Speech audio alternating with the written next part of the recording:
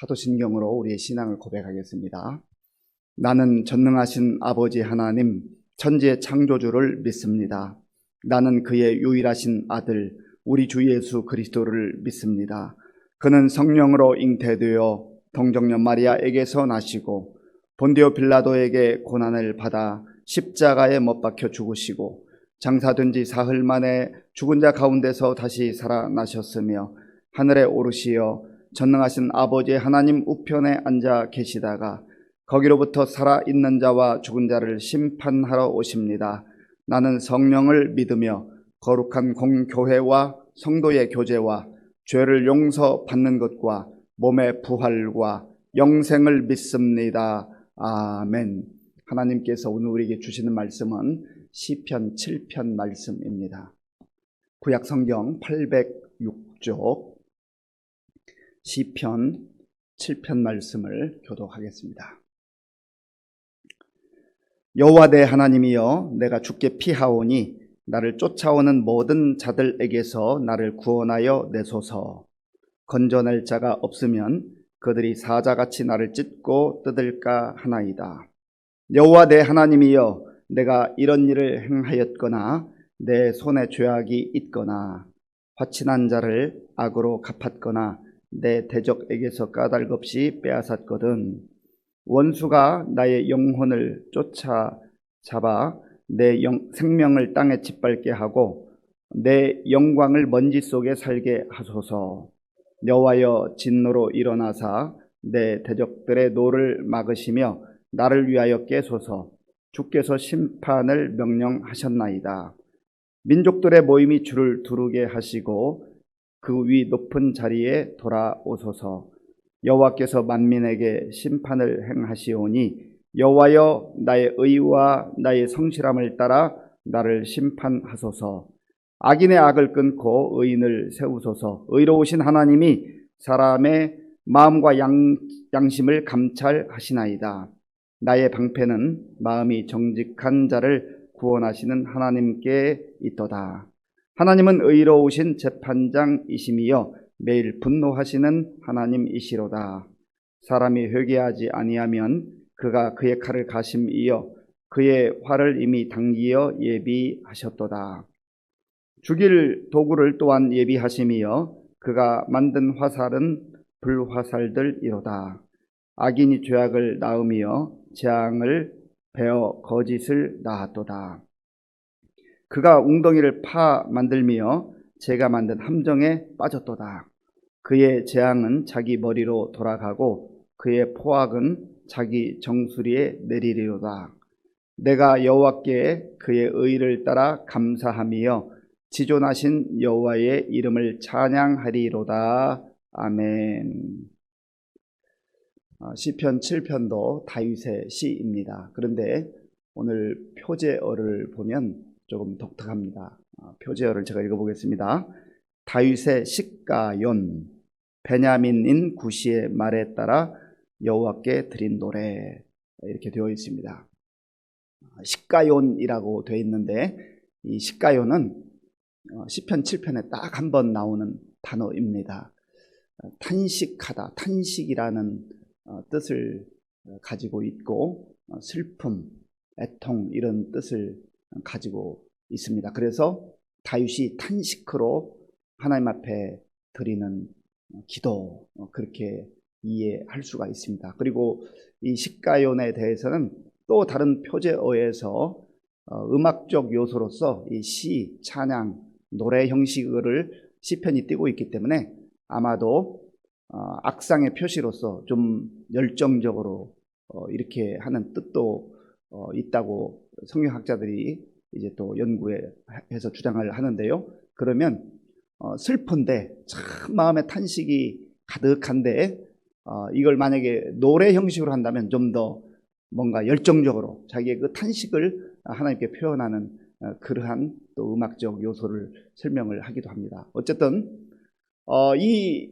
지금 다윗이 이 시를 지은 또 하나님 앞에 기도하는 이 기도의 내용은 오늘 표제어에 나와 있는 대로 베냐민 사람 구시라고 하는 사람이 어떤 말을 했다. 그 말을 듣고서 너무너무 억울하고 분통 터지고 또 위기감을 느꼈다라고 하는 것입니다. 이 베냐민 구시가 누구인가 역시 성경에는 여기만 등장하기 때문에 어떤 사람인지 명확하게 알리기가 어렵습니다. 그러나 우리가 다윗의 생애를 전반적으로 또 살펴보고 추정을 할 때 사울 왕이 베냐민 그 지파 사람이지 않습니까? 그러니까 사울로부터 많은 핍박을 받고 정말 억울하게 나라와 민족을 위해서 영웅과 같이 일했음에도 불구하고 전쟁에서 나라를 위기 가운데서 구했음에도 불구하고 그 사울의 자기 집착, 자리에 대한 집착 때문에 얼마나 많이 죽을 고비를 넘겨야 했습니까? 그래서 그 사울이 속해 있던 베냐민 지파 사람 부시가 아마도 이 다윗을 향하여서 없는 말을 지어내고 무고하게 모함하고 하는 그러한 상황 가운데서 육체적으로 위협을 받는 그러한 모습보다는 전반적 내용을 보면 너무나 마음에 상처를 받고 또 억울해서 어디에 하소연을 하기는 해야 되겠는데 이 구시라는 사람을 붙들고 이야기할 수도 없는 상황이고, 그래서 하나님께 그 탄식과 애통함과 그 억울함을 이렇게 기도로 표현한 그런 다윗의 모습을 이 본문 속에서 볼 수가 있습니다. 자, 오늘 본문 1절을 함께 읽겠습니다. 여호와 내 하나님이여, 내가 주께 피하오니 나를 쫓아오는 모든 자들에게서 나를 구원하여 내소서. 아멘. 그 내용 자체에 대해서는 이 본문에서 설명을 하고 있지는 않습니다. 그러나 지금 다윗은 자기가 어떤 무고한 말, 정말 있지도 않은 그러한 일들을 지어내서 마치 사실처럼 그렇게 퍼뜨리고 소문을 낼 때 얼마나 황당하기도 하고 정말 억울하기도 했겠습니까? 그래서 하나님께 역시 부르짖습니다. 여호와 내 하나님이여, 여호와 내 하나님이여. 다윗은 기도의 사람이라고 했죠. 이 억울한 일이 있을 때 가장 우리가 억울한 일을 당하면요, 그 사람 붙들고 그게 아니라고, 사실은 그게 아니라고, 그것은 거짓이라고 그렇게 말하고 싶잖아요. 또 그 이야기를 듣고 사람들이 웅성웅성하고 이러쿵저러쿵 할 때는 내 그 답답한 마음을 사람들 앞에서 나는 억울할 뿐이라고, 저 사람들이 거짓말하는 것이라고 그렇게 말하고 싶은 것이 우리의 심령 아니겠어요? 저도 제 인생 가운데서 이렇게 돌아보면 무고함을 이렇게 당하는 이런 일들이 좀 있었습니다. 정말 사실이 아닌데요, 자기 그 생각에 사로잡혀가지고 막 이렇게 이야기할 때 너무너무 답답할 때가 있어요. 그때 하나님, 내 하나님, 여호와 내 하나님이여, 이 다윗과 같이 정말 그렇게 하소연을 할 수 있으면 얼마나 좋겠습니까? 그런데요, 이게 생각보다 쉽지가 않아요. 우리는 사람으로부터 뭔가 얘기를 들으면 그 사람들에게 설명하고 싶어 하는 것이 이 본성인 것 같아요. 물론 또 시간이 지나면 하나님, 정말 하나님 아시지요 라고 하지요. 그런데 여기 보면 여호와 내 하나님이여, 내가 주님께 피합니다. 주님께 피합니다. 이것이 감정적 다급함이든 실제 육체적으로 위협을 받고 있는 그 다급한 상황이든 다윗의 장점은 여호와 하나님께 아뢰고 여호와 하나님을 찾고 또 여호와 하나님이 나의 피난처가 되십니다. 내가 정말 하나님 품에 안겨서 그 품에서 내 감정을 추스르고 내 육체적 위협도 보호받고, 그렇게 하나님은 나의 피난처이십니다. 하나님을 피난처로 삼고 사는 이 인생이 복된 인생이라고 하는 것이죠. 이것이 다윗의 삶의 큰 특징입니다. 저와 여러분들 어떻습니까? 우리도 이 땅을 살아가다 보면 정말 억울한 일 당할 때도 있고, 또 사실이 아닌데 사람들이 왜곡해서 말하거나 또 유업하는 경우들도 있습니다. 그럴 때 내 여호와 하나님이여, 하나님, 저 억울합니다. 그래서 제가 하나님께 갑니다. 하나님은 나의 피난처이십니다. 이 하나님을 피난처로 삼는 다윗의 마음속에는요, 하나님께 피하기만 하면, 하나님 품에 안기기만 하면 하나님께서 안전하게 나를 보호해 주시고 또 내 마음을 알아주시고 나를 다독거려 주신다고 하는 이 확신과 믿음이 있는 거예요. 단순히 다급해서 도망치는 듯한 그런 피난처가 아니라 하나님 품에 안기기만 하면 하나님이 내 마음 알아주시기도 하고 또 나를 보호해 주시고 붙들어 주실 것이다라고 하는 그 확신이 있는 것이죠. 나를 쫓아오는 모든 자들에게서 나를 구원하여 내소서. 그리고 하나님께서 궁극적으로는 구원하실 능력이 있는 전능하신 하나님이라고 하는 것, 구원자 하나님이라고 하는 그 고백이 여기 있는 거 아니겠습니까? 그 하나님이 다윗이 피난처 삼아 정말 하나님 품에 안기기를 원하고 내 하나님이여, 여호와 내 하나님이여 라고 부르짖었던 그 부르짖는 하나님, 그 하나님이 오늘 저와 여러분의 하나님인 줄로 믿습니다. 또한 2절에서 이 상황을 다윗은 이렇게 표현을 합니다. 2절 제가 읽겠습니다. 건져낼 자가 없으면 그들이 사자같이 나를 찢고 뜯을까 하나이다. 아멘. 만약에 하나님 품에 안겨서 보호받지 않으면 이 대적들이 나를 마치 사자가 그 먹이를 찢는 것처럼 그렇게 찢을 것 같습니다. 내가 그러한 먹잇감이 될 것 같습니다.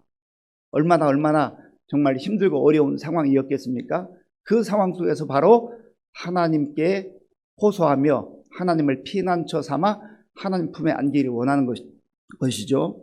또한 다윗은 이렇게 말합니다. 3절에서 이제 자기 자신이 얼만큼 억울한 가운데 있는가. 하나님, 내가 정말 하나님께 사실을 말하고 싶습니다. 내 마음을 호소합니다. 그렇게 말하죠. 자, 3절 같이 읽겠습니다. 여호와 내 하나님이여, 내가 이런 일을 행하였거나 내 손에 죄악이 있거나. 여호와 하나님, 내가 정말로 저 대적이 말하는 것처럼, 모함하는 것처럼 그게 사실이라고 한다면, 그 말이에요. 사실이 아닌데 만약에 사실이라고 한다면 저 달게 처벌받겠습니다. 그런 얘기죠. 그 다음에 내 손에 죄악이 있었다고 한다면, 내가 내 삶을 통하여서 정말 저 대적이 주장하는 것처럼 악한 행위를 범했다고 한다면 내가 그 처벌을 마땅히 받겠습니다. 그리고 4절에서는 4절 5절 같이 읽어보죠. 4절 5절. 화친한 자를 악으로 갚았거나 내 대적에게서 까닭 없이 빼앗았거든 원수가 나의 영혼을 쫓아 잡아 내 생명을 땅에 짓밟게 하고 내 영광을 먼지 속에 살게 하소서. 아멘. 화친한 자를 악으로 갚았거나, 그리고 서로 사이가 좋았어요. 또 계약도 했어요. 약속을 했어요. 그런데 그것을 일방적으로 내가 파기하거나 배신을 했다고 한다면 내가 모욕을 당하고 처벌을 받아도 마땅합니다. 내 대적에게서 까닭 없이 빼앗았거든. 내가 마치 강도와 같이 그렇게 빼앗은 일이 있었다고 한다면 지금 5절에서 원수가 나의 영혼을 쫓아 잡아 내 생명을 땅에 짓밟게 하고 내 영광을 먼지 속에 살게 하소서. 내가 완전히 대적으로부터 짓밟히는 것, 그리고 내가 먼지같이 참 비참한 상태로 그런 상태로 전락해버리는 것, 그거 마땅합니다. 내가 다 감수하겠습니다. 다윗은 솔직하게 자기의 심정과 또 자기의 정직함을 하나님 앞에 아뢰고 있는 것이죠. 그러니까 이 말은 이렇게 제가 하나님 앞에 말씀드리는 것은 그것은 사실이 아닙니다. 하나님 알고 있지 않습니까? 왜냐하면 하나님은 전능하신 하나님이기 때문에, 하나님 모든 것을 감찰하시는 하나님이기 때문에 사람들의 말이 진짜인지 가짜인지, 진실인지 거짓인지 듣는 사람들은 다 분별하지 못해도 하나님은 다 알고 계시지 않습니까? 그 얘기입니다. 자, 그래서 다윗은 의롭게 정말 분명하게 또 사실에 따라서 판결하시는 하나님, 재판장과 같은 하나님이라고 하는 것을 고백을 합니다. 본문 6절 말씀, 6절을 제가 읽어보겠습니다. 여호와여, 진노로 일어나사 내 대적들의 노를 막으시며 나를 위하여 깨소서. 주께서 심판을 명령하셨나이다.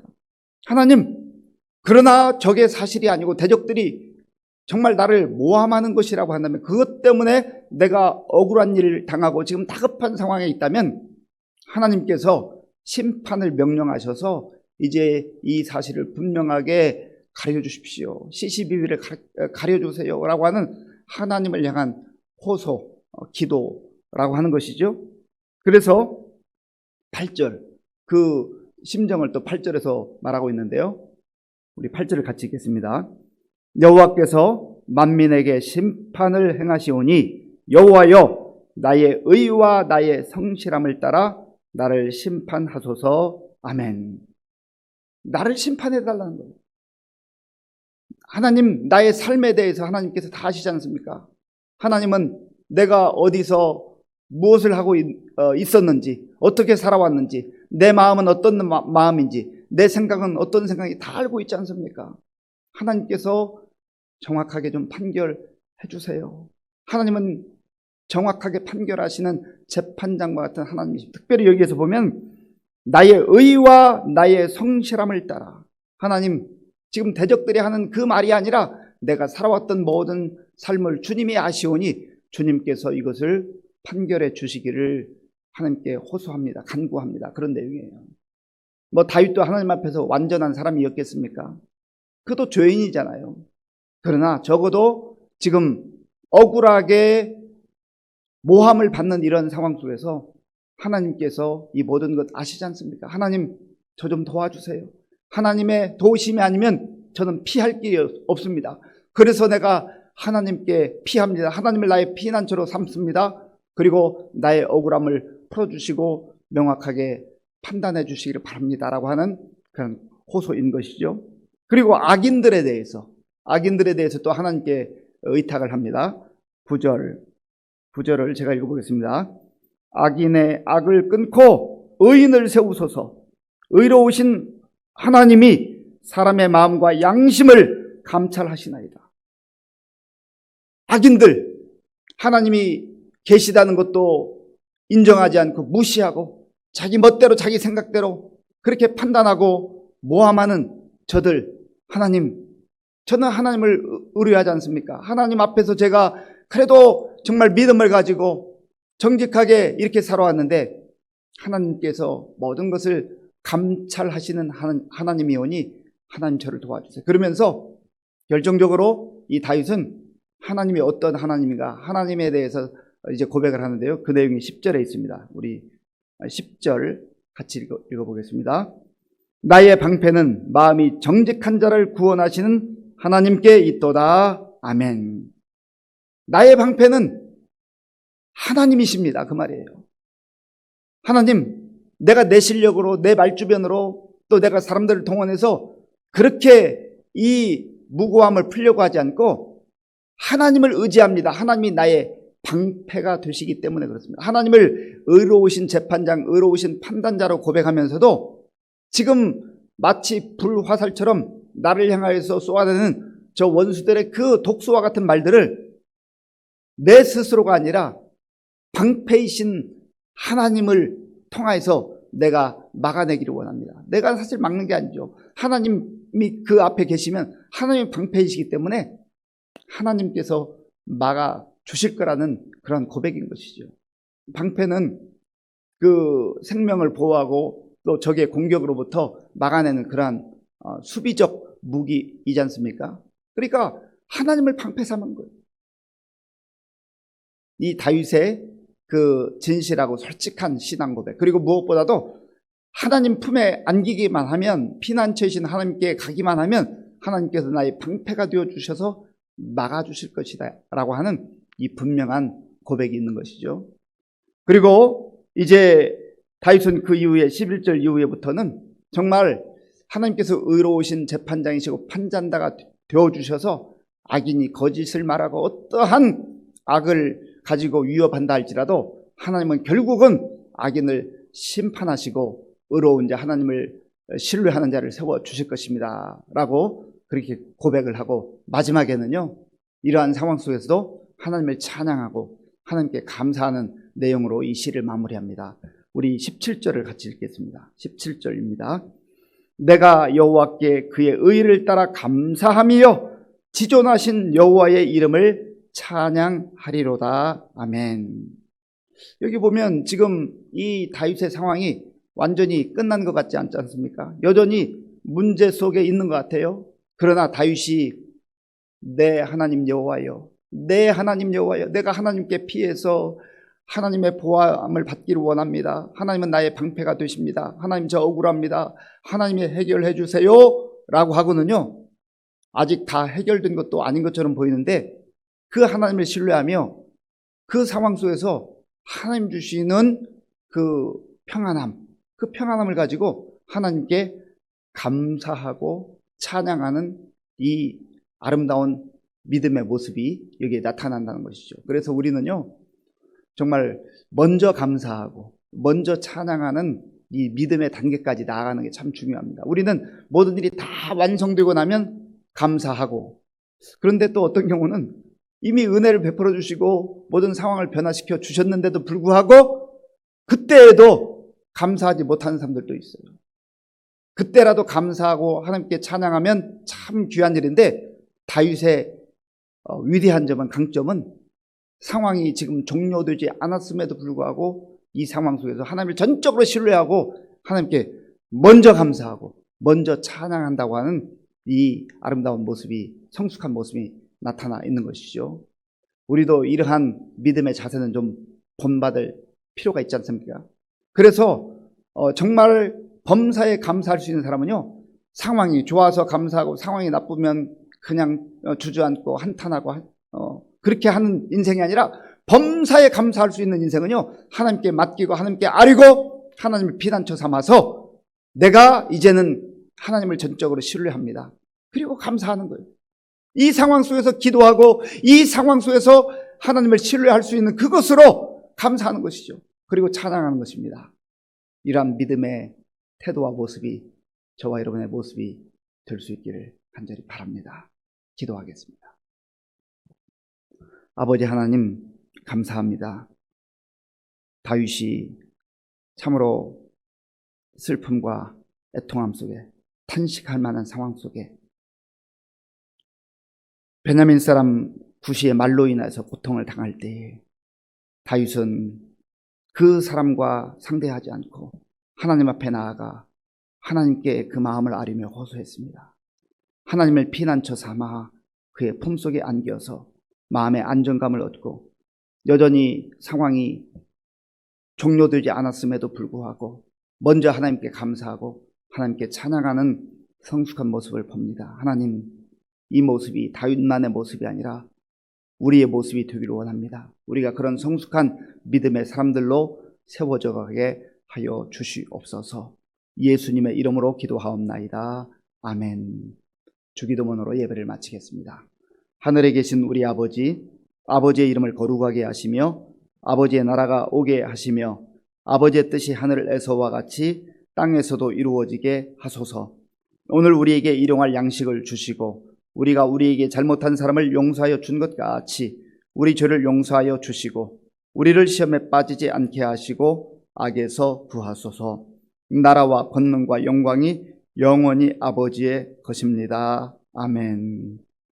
우리가 오늘 말씀 가지고 기도할 때, 하나님, 다윗의 하나님이 나의 하나님입니다. 하나님, 내가 다른 데 피하지 않고 하나님께 피하겠습니다. 하나님께 피하면, 하나님 품에 안기면 하나님께서 안전하게 나를 보호하시고 구원해 주실 것을 믿습니다. 또한 하나님이 나의 방패가 되십니다. 하나님, 정말로 나의 마음과 생각과 삶을 감찰하실 하나님께서 나를 받아주시고 나를 품어주시고, 무엇보다도 내가 먼저 감사할 수 있는 인생 되게 하시고 먼저 찬양할 수 있는 성숙한 그러한 믿음의 삶을 살게 하여 주옵소서. 기도하시고요. 또 나라와 민족을 위해서, 코로나19 극복을 위해서 기도하시고, 또 우리 교회 어르신들 영육간에 강건할 수 있도록, 우리 젊은이들, 다음 세대들 정말 믿음에 견고하게 서서 귀한 일꾼들로 성장할 수 있도록, 또 우리 성도들 가운데 질병으로 고난당하는 분도 있습니다. 우리 이유경 성도님, 이동우 집사님, 또 우리 한수민 자매 위해서 기도해, 여러 가지 또 어려움 가운데 있는 성도님들 위해서, 또 세계 곳곳에 나가 복음 증거하다가 지금 어려움 가운데 있는, 코로나로 정말 지금 투병 중에 있는 우리 선교사님들 위해서 같이 기도하겠습니다. 아버지 하나님, 감사합니다. 이 시간 하나님의 은혜를 구하며 또 하나님의 아버지 말씀을 따라 기도합니다. 아버지 하나님, 다윗이 정말 억울하게 모함을 당하면서 그때에 감정적으로 다급하고 위협을 당하는 상황 속에서 다윗은 하나님을 향하여 부르짖으며 하나님 앞에 나아가 마음을 호소했습니다. 하나님 아버지여, 하나님을 피난처로 삼고 하나님 편에 안기기만 하면 하나님께서 막아주시고 보호하시고 품어주실 것을 그는 확신을 했습니다. 아버지 하나님, 우리에게도 그러한 믿음을 주시고 우리의 인생 가운데 여러 가지 불난과 역경을 만날 때 또 하나님 아버지의 억울한 일을 당할 때 아버지 우리가 사람들 찾지 않게 하시고 먼저 하나님 앞에 나아가서 하나님 주시는 은혜를 구하게 하시고 하나님께서 주시는 평안을 누리게 하시고 또 아버지 하나님 정말 하나님께서 분명하게 아버지 하나님 또한 정확하게 재판장이 되어주셔서 시시가 대대로 해주시고 하나님께서 믿고 나아가게 하여 주시옵소서. 아버지 오고 하시고 정말 하나님 앞에서 이 어려운 상황 중에도 이제 하나님께 기도하고 난 이후에 감사하며 찬양으로 마무리하는 것을 보면서 하나님 아버지 모습이 얼마나 부러운지 알 수 없습니다. 아버지 하나님 힘들고 어려운 상황 속에서도 우리가 정말 감사할 것을 찾게 하시고 감사할 수 있는 성숙한 삶을 하시고 여전히 아버지 하나님이여 정말 모든 삶을 다스리시는 하나님께 찬양할 수 있는 그 모습과 그 힘으로 인도하여 주시옵소서. 아버지 도와주시옵소서. 아버지